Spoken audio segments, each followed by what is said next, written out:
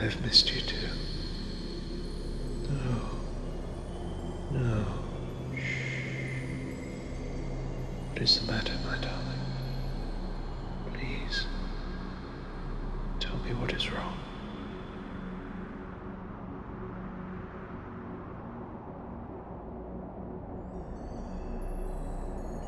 Ah, I see. I am sorry, my darling. I really wish that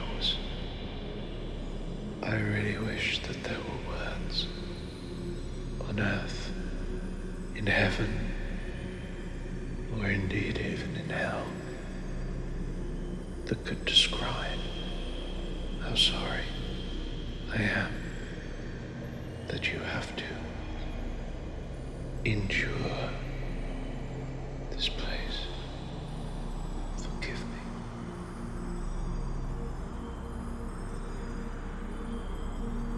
No, I understand.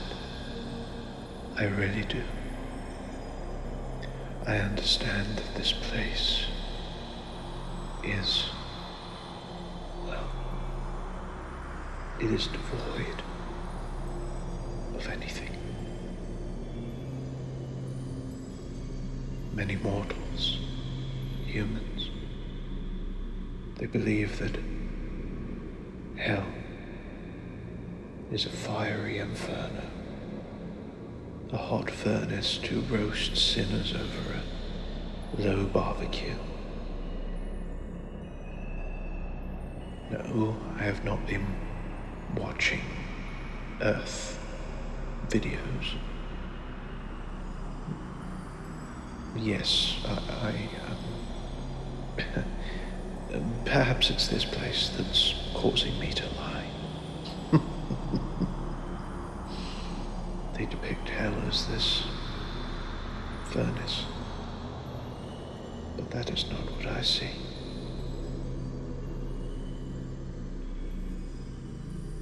What do I see? Oh, my darling, I see absence.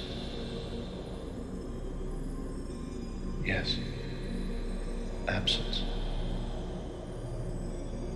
It is like seeing an imitation.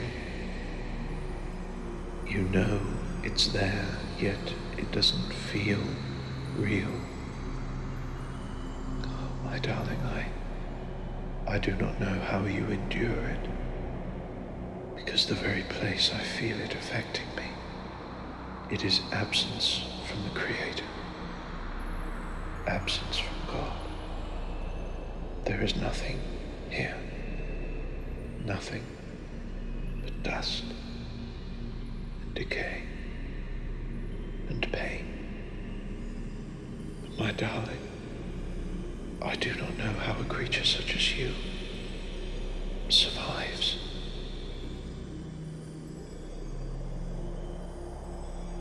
Neither do you. I know what you mean. Do you remember when we first met? All those many centuries past. Yes. You said that I was the most beautiful thing that you had ever seen. And I said, you were the kindest thing that I had ever seen. And coming from someone who lives here, that says a lot.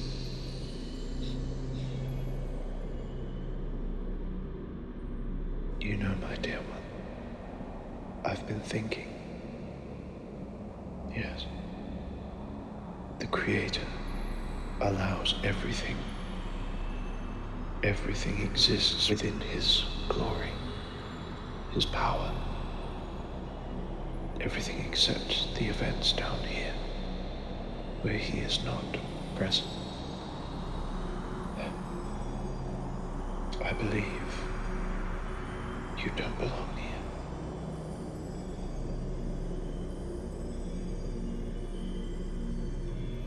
I know you have done wrong. I know that. Never mind. Perhaps I speak out of turn.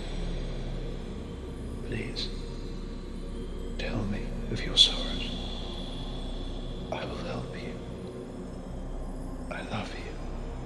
Tell me.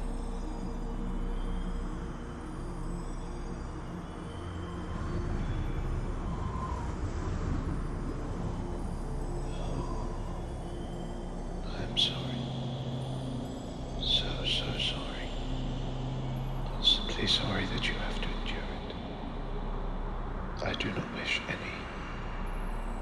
I wish you nothing but love and acceptance for the fact that you are trying to change yourself to become better.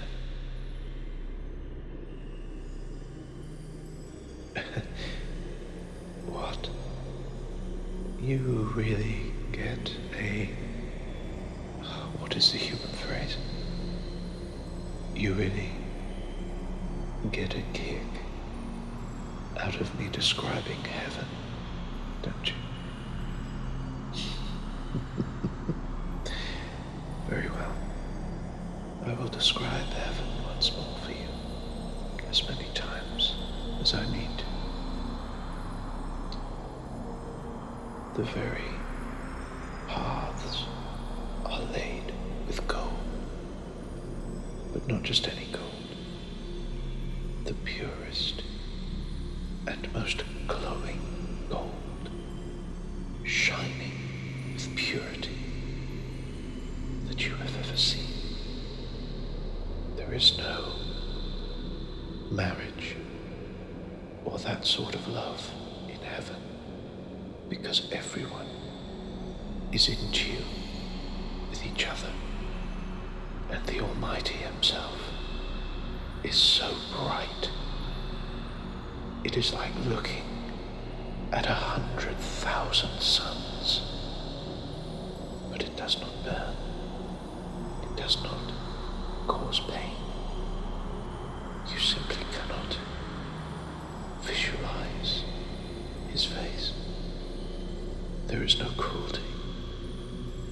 Everyone loves each other in its purest form, and the peace and bliss that you feel makes you not want to ever leave.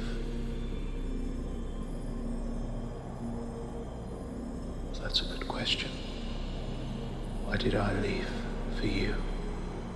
Because I love you. And I don't know whether that means that I love you in a different way. As I said, everyone in heaven loves equally. It is why there is no marriage, no partnership. Because usually humans do not need it. Because it's the purest form of love you can ever feel in heaven. It's difficult for me to describe, but it's like basking in a warm bath on a cold winter's night, and you don't ever want to leave. But somehow, your grace, your kindness, it brings out a very different sort of love for me. And I know that the Almighty would not instill within me this sense of love without reason. And I truly do believe that it is because He wishes me to help you. Well, no, not exactly. He didn't expressly tell me He wanted me to help you, but I believe that when God speaks, as He does to humans, it is through feeling. Humans often just know when they are hungry, for example, or when they thirst, need warmth, or coolness. I can only describe God's voice as this feeling. And I believe that this feeling is telling me to help you.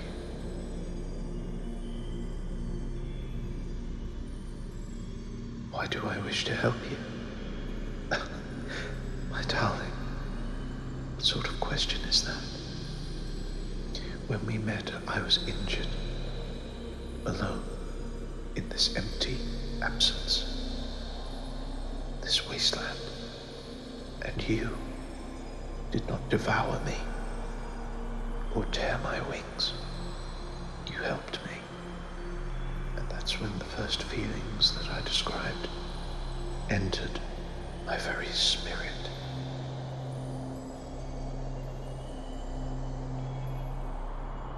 Was it a similar feeling for you?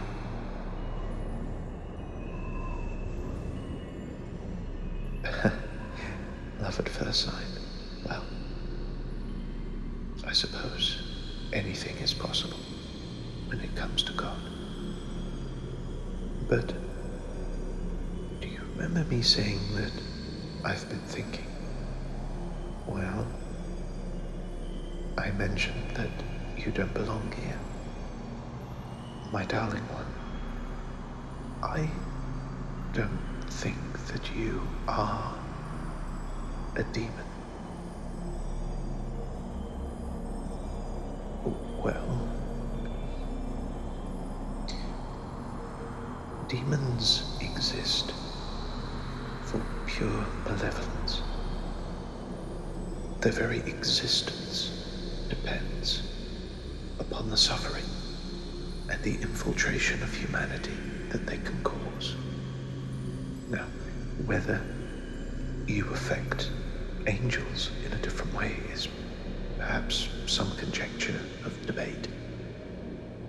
But as with this feeling, I feel safe with you. And I don't know, it just doesn't feel evil when I am with you.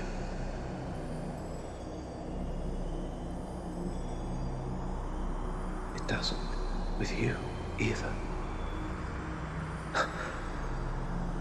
I'm so happy to hear that. You sold your soul. No, I remember. You told me once before. I remember. But that's another thing that I was thinking. There's a reason that Satan is called the Prince of Lies. It is because he is perhaps the best liar in the cosmos. He invented the lie, after all. And I think one of the biggest lies that demons, well, not as yourself, have experienced is that they try and convince humans that their souls are for sale, that their soul belongs to them, when that isn't true. I'll explain exactly what I mean, dearest. Every human soul belongs to God, belongs to the Almighty. He placed their soul in their body when they were born. He created it. He manufactured all of the strengths and things of joy, the personality, everything. The soul belongs to him. Well, I suppose in the sense that a child belongs to their parents. It was created by them. Well, that's just the thing. Demons trick humans into selling their souls because it's further absence from the Almighty. It's willingly choosing to reject a gift a gift of goodness and strength. You say you sold your soul, but I don't believe that you have. I believe it's another lie. Because, well, I don't believe your soul is evil. I believe it has made mistakes, but I don't believe it is evil. And as I said, perhaps that is what draws me to you. It is why I love you.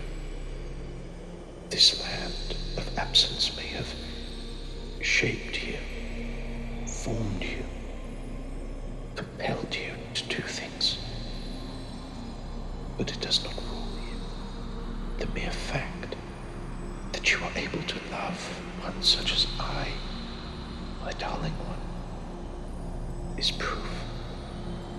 Love cannot exist here because the Almighty doesn't exist here. He must be with you. He must. But that is what I think. What is it that you feel, my darling one? We will. That I can promise you. We will be okay. All you must do is simply endure. I know it's easy for me to say, and I am so sorry. But you face the problem that so many humans before you have. Many mortals desire the resurrection, but not the crucifixion. What do I mean? It is a saying. It's essentially saying that many humans like the good thing, but not the work in order to get it. Yes. Well, that's the human soul for you. Many humans want the good thing, but not the bad, without understanding that they are two parallels that must be faced. People simply need suffering in order to achieve the resurrection and the light. It is simply what needs to be. A balance in order to balance the cosmos. I am not sure, my love. I do not know where it first comes from. I was not one of the angels that fought against Lucifer's rebellion. I was created eons after that. I am only a cherubim, after all. I don't exactly have a corporate role, shall we say. That is true. When we first met, I was a soldier in Michael's army. And you were just barely surviving. And instead of devouring me, like I said, you saved me. And I have loved you ever since. Take my hand, darling one. You won't hurt me. I promise.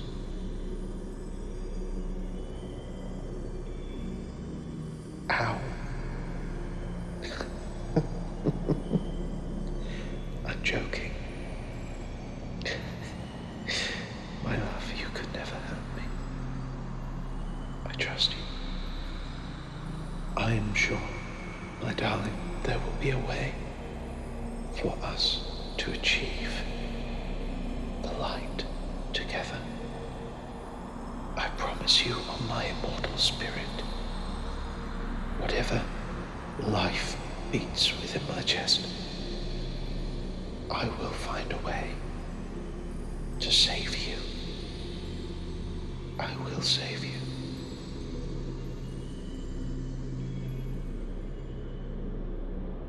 promise you, I will do whatever is necessary to make sure that you see the goodness, the love and light of heaven's glow.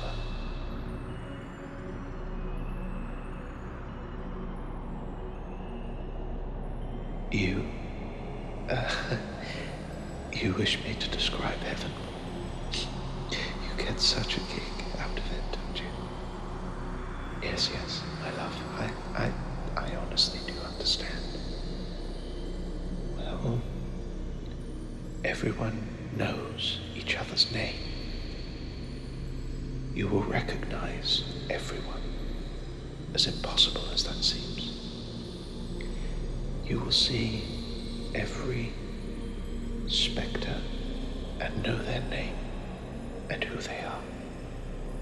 You will know their strength, their love, because with God's light, you will see everything. No secrets, no dark, hidden messages as there are on earth. You will simply know. You'll just know.